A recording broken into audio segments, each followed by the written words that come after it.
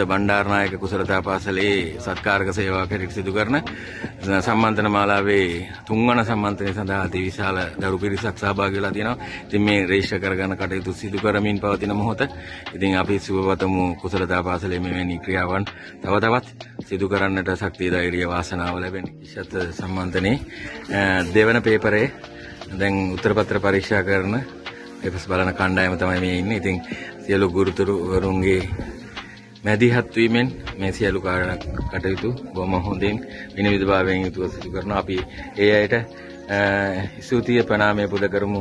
මේ ආදරණීය දූපතුන්ගේ ප්‍රශ්න පත්‍ර බලලා මේ කටයුතු නිවැරදිව අපට ලබා දීම වෙනුවෙන් සියලු දෙනාට ඔයාලා හැමෝම සතුටින්ද?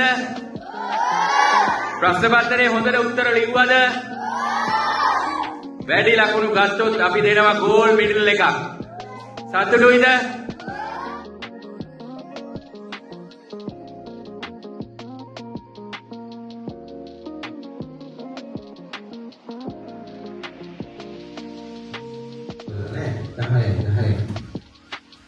හරි. අල්ලන් කුඩියක් ගන්න. තව එකක්. හොඳයි. ඒ කාටද කියන්නේ?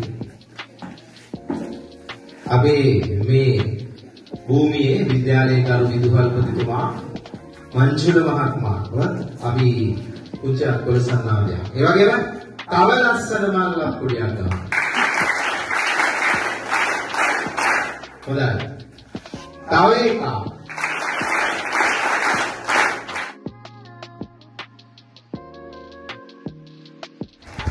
ගුරු ලකුණු 168ක් ලබාගත් ධම්මාලෝක විද්‍යාලයේ රිසිනි ත්‍රිවේද්‍යා යන ස්ථානයේ සඳසි නගල්ය මහාමායිලී විද්‍යාලයේ වෙනුකා ලෙහාරා